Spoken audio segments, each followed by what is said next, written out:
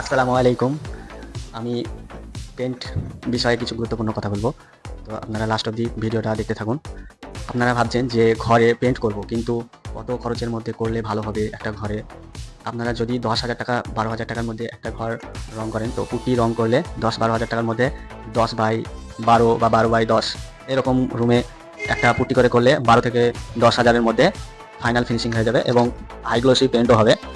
এবার যদি কম খরচে করতে চান রাফের ওপর, তাহলে অল্প খরচে হয়ে যাবে, ৫ থেকে ৭ এর মধ্যে হয়ে যাবে।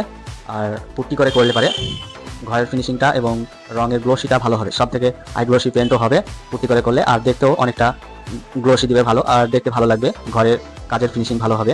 আর এমনি রাফের ওপরে যদি করেন প্লাস্টারের ওপর, তাহলে অতটা ফিনিশিং হবে না এবং দেখতেও অতটা ভালো লাগবে না। এবার পুট্টি করলে ফিনিশিংটা ভালো হয়, কাজটাও ভালো হয়। তো পুট্টি করে করলে ঘরে ফিনিশিং কাজ ভালো হয়।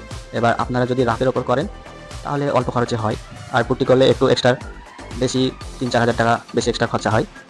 এই আর কি এই ভিডিও। তো নেক্সট ভিডিওতে দেখা হবে। আমার পেজটি ফলো করে দিন। আরও এই সমস্ত পেন্টের বিষয়ে জানতে চাইলে পেজটি ফলো করে সাথে থাকবেন, আর ভিডিওটি শেয়ার করে লাইক করে কমেন্ট করে দিন।